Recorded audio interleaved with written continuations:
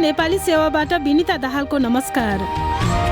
आज कार्यक्रममा एमाले सहितको अहिलेको सत्ता समीकरण फेरिन सक्ने अध्यक्ष ओलीको आशंका, अनेक प्रकारका षड्यन्त्रहरू भइरहेका छन्, स्थिरता स्थायित्व हुन नदिने खालका प्रयासहरू भइरहेका छन्। विशाल लक्ष्य पछ्याउँदै नेपाली क्रिकेट टोलीद्वारा नामिबिया पराजित, आजको जित कति महत्त्वपूर्ण? 12 खेलमध्ये 9 खेल जित्नुपर्ने अवस्थामा पहिलो खेल नै यसरी जितबाट सुरु गर्दाखेरि खेलाडीहरूको आत्मबल चाहिँ निकै बलियो भएको।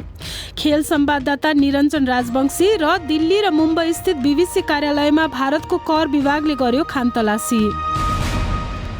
तर सबभन्दा पहिला प्रमुख विश्व समाचार। सञ्जय ढकालबाट समाचार सुन्नुहोस्। भारतका कर अधिकारीहरूले दस्तावेजहरू हेर्न भन्दै दिल्ली तथा मुम्बईका बीबीसी कार्यालयहरूमा खानतलासी गरेका छन्। उनीहरूले बीबीसीका कर्मचारीहरूलाई बाहिर निस्कनबाट रोकेका थिए भने फोनहरू पनि खोसेको बताइएको छ। बीबीसीले अधिकारीहरूसँग पुरै सहयोग गरिरहेको बताएको छ। सञ्जय दासगुप्ता भन्छन्, बीबीसीले 20 वर्ष अगाडि गुजरात राज्यमा भएका साम्प्रदायिक दङ्गामा त्यतिखेर सो राज्यका मुख्यमन्त्री रहेका प्रधानमन्त्री नरेन्द्र मोदीको भूमिकाबारे प्रश्न उठाइएको वृत्तचित्र प्रसारण गरेको केही हप्ता नबित्दै बीबीसीका कार्यालयमा खानतलासी भएको छ। सञ्जय दासगुप्ताको भनाई, गत महिना भारतको हिन्दू राष्ट्रवादी सरकारले मानिसहरूलाई उक्त बीबीसी सामग्री हेर्नबाट रोक्न सेन्सरसिप एवं पक्राउ जस्ता कदम चालेको थियो। विपक्षी काङ्ग्रेस पार्टीका महासचिवले कर कार्यालयको कदमबाट हताश मनस्थितिको गन्ध आएको बताएका छन्। तर सत्ताधारी बीजेपीका प्रवक्ताले बीबीसीलाई विश्वकै सबभन्दा भ्रष्ट सङ्गठन भनेका छन्। संयुक्त राष्ट्रसङ्घको एक प्रतिनिधिमण्डल भूकम्पले नराम्ररी प्रभावित तथा विद्रोही नियन्त्रणमा रहेको सिरियाको उत्तर पश्चिम क्षेत्रमा पहिलो पटक पुगेको छ। राष्ट्रसङ्घका प्रमुखले सिरियाको भूकम्प प्रभावित उत्तर पश्चिममा रहेको विद्रोही नियन्त्रित क्षेत्रमा टर्कीका थप 2 स्थल नाकाबाट सहायता सामग्री ल्याउन अनुमति दिने सिरियाका राष्ट्रपति बशर अल असदको निर्णयको स्वागत गरेका छन्। यसबीच सिरियाको दोस्रो ठूलो सहर अलेप्पोमा सहायता सामग्री बोकेको साउदी अरेबियाली विमान उत्रिएको छ। 1 दशक यता साउदी विमान सिरिया उत्रिएको यो पहिलो पटक हो। सिरियाको गृहयुद्धका सुरुवाती चरणमा त्यहाँ विद्रोहीहरूलाई समर्थन गरेको साउदी अरेबियाले सन् 2011मा सिरियासँग कूटनीतिक सम्बन्ध विच्छेद गरेको थियो। एक साता अगाडि आएका भूकम्पले टर्की र सिरियामा झण्डै 40,000को ज्यान गएको छ। भारतको विमान कम्पनी एयर इन्डियाले युरोपेली विमान निर्माता एयरबससँग 250 वटा जेट किन्ने घोषणा गरेको छ। उक्त कम्पनीका नयाँ मालिक टाटा समूहले ती जेट साना र ठूला आकारका न्यारो र वाइड बडी विमान हुने र तिनले सबै गन्तव्यमा उसका आधुनिक तथा प्रभावकारी उडान परिचालन गराउन मद्दत गर्ने बताएको छ। साथै एयर इन्डियाले एयरबसको अमेरिकी व्यापारिक प्रतिस्पर्धी बोइङ कम्पनीसँग पनि 250 वटा विमान किन्ने अपेक्षा गरिएको छ। कुल मिलाएर यो विश्वको व्यापारिक उड्डयन इतिहासकै ठूलो विमान खरिद सम्झौता हुने बताइएको छ। एयरबस खरिद सम्झौताका बेला फ्रान्सका राष्ट्रपति इमानुएल माक्रोन तथा भारतीय प्रधानमन्त्री नरेन्द्र मोदी भर्चुअल रूपमा उपस्थित थिए। सो सम्झौतालाई ब्रिटिस प्रधानमन्त्री ऋषि सुनकले पनि स्वागत गरेका छन्। एयरबसले उसको डिजाइन कार्य तथा विमानका पखेटा निर्माणका कार्य ब्रिटेनमा गर्ने गर्छ। र श्रीलङ्काले एकपटक प्रयोग गरेर फ्याल्ने गरिएका पातला प्लास्टिकले वातावरण अनि वन्यजन्तु खास गरी हात्तीहरूमा हानि पुर्याइरहेको भन्दै तिनको उपयोगमा पूर्ण प्रतिबन्ध लगाउने बताएको छ। जुन महिनादेखि त्यस्ता प्लास्टिकबाट बन्ने काँटा चम्चा, दहीका भाँडा तथा कृत्रिम फूलहरूको उत्पादन र बेचबिखन वर्जित गरिनेछ। एकपछि अर्को हात्तीको मृत्युमा प्लास्टिकलाई कारण मानिएपछि आयातित त्यस्ता प्लास्टिकका सामग्रीमा 2 वर्ष अगाडि नै प्रतिबन्ध लगाइएको थियो। तपाईँ बीबीसी नेपाली सेवा सुनिरहनु भएको छ।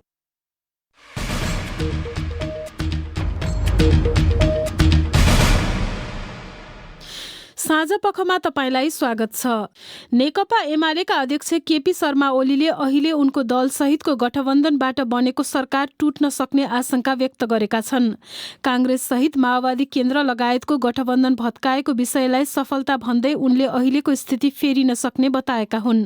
आसन्न राष्ट्रपति चुनाव केन्द्रित भएर प्रधानमन्त्री प्रचण्डले दिएका अभिव्यक्ति लगायत विपक्षमा रहेका काङ्ग्रेस नेताहरूको अभिव्यक्तिले गठबन्धन फेरिन सक्ने अड्कलबाजी भइरहेका बेला सरकारमा रहेको सबैभन्दा ठूलो दल एमालेका अध्यक्षले यस्तो बताएका हुन्। सुनौ एउटा रिपोर्ट।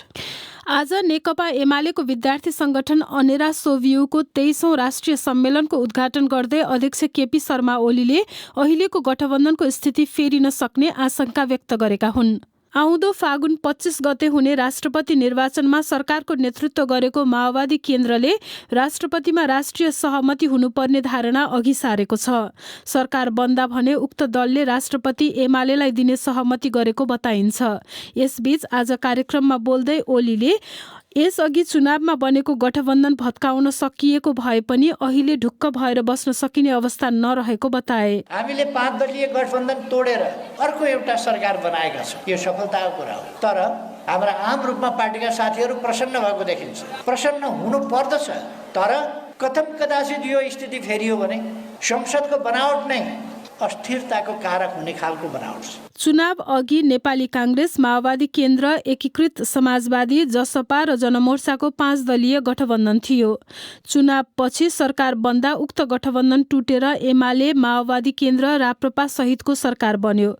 नेपालको अहिलेको राजनीतिक स्थिति फेर्न अनेक शक्तिहरू क्रियाशील रहेको पनि ओलीले दावी गरे। भित्रका बाहिरका अनेक शक्तिहरू यो देश बर्बाद पार्न क्रियाशील छन्। अनेक प्रकारका षड्यन्त्रहरू भइरहेका छन्। यहाँ स्थिरता स्थायित्व हुन नदिने खालका प्रयासहरू भइरहेका छन्। माओवादी केन्द्रले सरकारको नेतृत्व गरे पनि सभामुख पद तथा केही महत्त्वपूर्ण मन्त्रालयहरू एमालेको भागमा परेको छ। पछिल्लो समय माओवादी केन्द्रले राष्ट्रपति राष्ट्रिय सहमतिमा हुनुपर्ने अभिव्यक्ति दिइरहेका बेला अब उक्त पद एमालेले नपाउने हो कि भन्ने कतिपयको आंकलन रहेको छ। अर्को विषय, नेपालको राष्ट्रिय क्रिकेट टोलीले आज नामिबियालाई विशाल लक्ष्य पछ्याउँदै पराजित गरेको छ। काठमाडौँमा सुरु भएको स्कटल्यान्ड र नामिबियासँगको त्रिदेशीय श्रृङ्खला अन्तर्गतको पहिलो खेलमा आज सुरुमा ब्याटिङ गरेर नामिबियाले बनाएको 285 रनलाई नेपाली टोलीले 8 विकेट गुमाउँदै 48औं ओभरमा हासिल गरेको थियो। कुशल भुर्तेलले 115 रन अनि कप्तान रोहित पौडेलले 72 रन बनाएका थिए भने करण केसीले 5 विकेट लिएका थिए। आजको खेलमा नाबालिग बलात्कार आरोपमा मुद्दा झेलिरहेका सन्दीप लामिछानेलाई मैदानमा उतार्ने क्रिकेट सङ्घको निर्णय भने विवादास्पद बनेको छ। सामाजिक सञ्जाल अनि सडकमा पनि लामिछानेलाई खेलाएकोमा कतिपयले विरोध जनाउँदै आएका छन्। यसै सन्दर्भमा साथी सञ्जय ढकालले हाम्रा खेल संवाददाता निरञ्जन राजवंशीलाई सम्पर्क गरी नेपालको आजको जितको महत्त्व के छ भनेर सोधेका छन्। लामो समयदेखि नेपालले क्रिकेटमा राम्रो खेल्न नसकिरहेको अवस्था र विश्वकप लिग 2 मा नेपालको स्थिति नराम्रो भइरहेको अवस्थामा आजको जितको नै धेरै नै महत्त्वपूर्ण छ। अर्कोतर्फ नेपालले जुन 285 रन चेज गर्यो त्यसले चाहिँ विश्व लिग 2 को आगामी दिनहरूमा जुन चुनौती हामीले सामना गर्नुपर्छ, 12 खेल मध्ये 9 खेल जित्नुपर्ने अवस्थामा पहिलो खेल नै यसरी जितबाट सुरु गर्दाखेरि खेलाडीहरूको आत्मबल चाहिँ निकै बलियो भएको छ आजको जितबाट। अनि नामिबिया पनि नेपालको निम्ति पहिले एकदमै शक्तिशाली चाहिँ प्रतिद्वन्दी हुने गर्थ्यो होइन?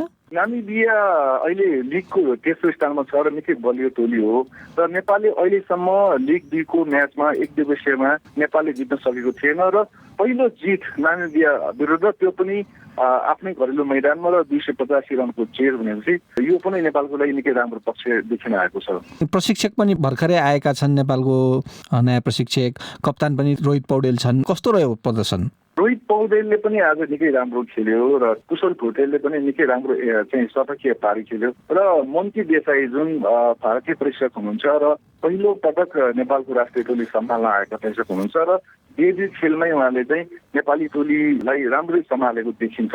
पहिलो खेलमै उहाँले चाहिँ राम्रो एउटा सङ्केत दिएको छ नेपाली टोलीलाई अगाडि बढाउन सकिन्छ कि भनेर। अब आगामी दिनमा नेपाली टोलीले आफ्नो स्तर बचाइराख्न कस्ता चुनौती छन्? यदि नेपालले एक दिवसीय मान्यता जोगाउन सकेन भने नेपाली क्रिकेट धेरै तल पर्न सक्छ, आर्थिक रूपमा पनि र अन्तर्राष्ट्रिय अवसरको रूपमा पनि। त्यसले गर्दाखेरि विश्वकप लिग 2 को बाँकी जुन 11वटा खेल नेपालले खेल्नुपर्छ त्यसमध्ये 8वटा खेल नेपालमै छ र बाँकी 4 खेल युएमा खेल्नुपर्छ। यो खेलमा चाहिँ नेपालले एकदमै जोड दिएर खेल्नुपर्छ। नेपालको एक दिवसीय मान्यतालाई जोगाउन सकिने भएको हुनाले आगामी दिनमा नेपाली क्रिकेटलाई निकै चुनौती छ। आजको खेलको अर्को पक्ष भनेको चाहिँ विवादका माझ सन्दीप लामिछानेलाई खेलाइएको बारे पनि अब व्यापक असन्तोष प्रकट पनि भइरहेका छन्। यसलाई चाहिँ कसरी हेरिएको छ? अदालतमा मुद्दा चलिरहेको हुनाले धेरै क्रिया प्रतिक्रिया आइरहेको छ र आज खेलाएकोमा पनि थुप्रै असन्तुष्टिहरू पनि छन् र मैदानमा केही दर्शकहरूले साथ दिएको जस्तो पनि देखिएको छ। तर नेपाल क्रिकेट सङ्घले चाहिँ सन्दीप लामिछानेलाई अदालतले नभनेको कारणले गर्दाखेरि हामीले खेलाएका हौँ भन्ने स्पष्टीकरण दिनुभएको छ। त्यो हिसाबमा अपराध पुष्टि नभएसम्म नेपाल क्रिकेट सङ्घले राष्ट्रिय टोलीमा खेलाउने सङ्केत दिएको छ। उनी थिए हाम्रा खेल संवाददाता निरञ्जन राजवंशी साथी सञ्जय ढकालसँग कुरा गर्दै। अब एउटा देश बाहिरको खबर। बीबीसीका भारत स्थित कार्यालयहरूमा एउटा अनुसन्धानका सिलसिलामा आयकर विभागका अधिकारीहरूले खानतलासी गरेका छन्। उक्त प्रसारण संस्थाले युकेमा भारतका वर्तमान प्रधानमन्त्री नरेन्द्र मोदीको आलोचना गरिएको एउटा वृत्तचित्र प्रसारण गरेको केही सातापछि उसका नयाँ दिल्ली र मुम्बई स्थित कार्यालयहरूमा खानतलासी गरिएको हो। बीबीसी विवरणहरूमा आधारित यो रिपोर्ट सुनौ सञ्जीव गिरीबाट। बीबीसीले अधिकारीहरूलाई उसकै शब्दमा पूर्ण सहयोग गरिरहेको जनाएको छ। एउटा संक्षिप्त विज्ञप्तिमा भनिएको छ, हामी यो अवस्थाको चाँडोभन्दा चाँडो समाधान निस्कियोस् भन्ने चाहन्छौँ। मोदीबारे डकुमेन्ट्री युकेको टेलिभिजनमा मात्र प्रसारण गरिएको भए पनि भारत सरकारले उक्त डकुमेन्ट्री अनलाइन मार्फत मानिसहरूले सेयर गर्न नपाउन् भनेर रोक्ने प्रयास गरेको थियो। भारतमा विपक्षी दल काङ्ग्रेसका महासचिव केसी वेणुगोपालले आजको कारबाहीमा उनकै शब्दमा हताश मनस्थितिको गन्ध आएको र मोदी सरकार आलोचनाबाट डराएको देखिएको बताएका छन्।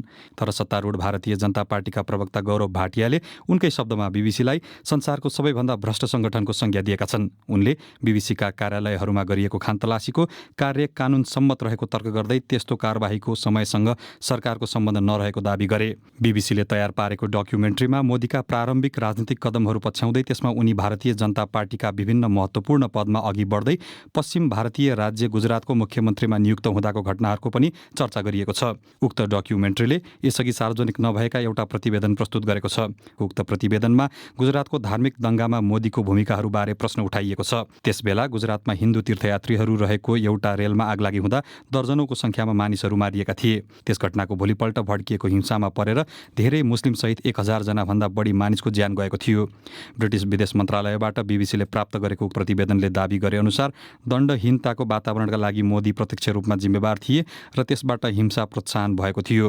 मोदीले भने आफू विरुद्धका आरोपहरू अस्वीकार गर्दै आएका छन् र दङ्गाका लागि माफी मागेका छैनन्। अब आजको अन्तिम विषय, कर्णालीका विभिन्न जिल्लामा रहेका पुरातात्विक तथा ऐतिहासिक महत्त्वका शिलास्तम्भहरू पछिल्लो समयमा हराउँदै गएका छन्। ऐतिहासिक रूपमा धनी मानिने कर्णालीमा कतिपय मानिसहरूले घरको पर्खालमा समेत शिलास्तम्भहरू राखेको पाइन्छ।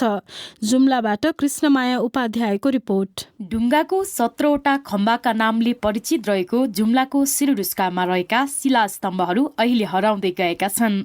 जुम्लाको चन्दनाथ नगरपालिकाको वडा नम्बर 9 की चित्रमाया शाही। अहिले 17 खम्बा छैनन्। गाडी ब्याग गर्नेलाई कोही भाँचिया, कोही केही गर्नेलाई भाँचिया। कर्णालीको विभिन्न जिल्लामा रहेका ऐतिहासिक महत्त्व बोकेका शिलास्तम्भ हराउँदै जाँदा सम्बन्धित निकायले ध्यान नदिँदा इतिहास पनि हराउँदै जाने चिन्ता रहेको बताउँछन् जुम्लाका अर्का स्थानीय बासिन्दा बिर्खगिरी। कतिपय मान्छे जग्गा अगाडि पछाडि चेप्या होलान्, काहीँ ढले होलान्, संरक्षण गरिदिने मान्छे भएनन्। आगामी दिनमा यसको संरक्षणको लागि सम्बन्धित स्थानीय तह मार्फत अभिलेखीकरण गरेर संरक्षणको लागि पहल गर्ने तयारी भइरहेको बताउँछन् जुम्लाको सिन्जा गाउँपालिकाका अध्यक्ष पुनः प्रसाद धिताल। अहिले दयनीय अवस्था भएको हुनाले हामी निकै चिन्तित छौँ र सिजा गाउँपालिकामा यसलाई अभिलेखीकरण गर्ने प्रक्रिया हामीले सुरु गरेका छौँ। पश्चिम नेपालका विभिन्न जिल्लामा ती स्तम्भहरू कतिपय सार्वजनिक जग्गामा र कतिपय व्यक्तिको जग्गामा रहेको हुनाले संरक्षणमा कठिनाई भइरहेको बताउँछन्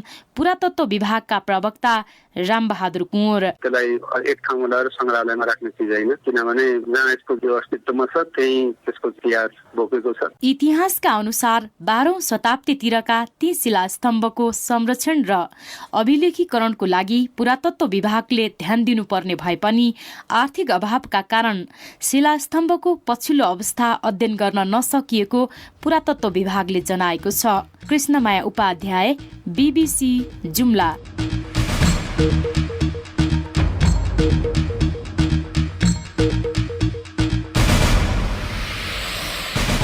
हवस् त, यसका साथै बीबीसी नेपाली सेवा यही सकिन्छ।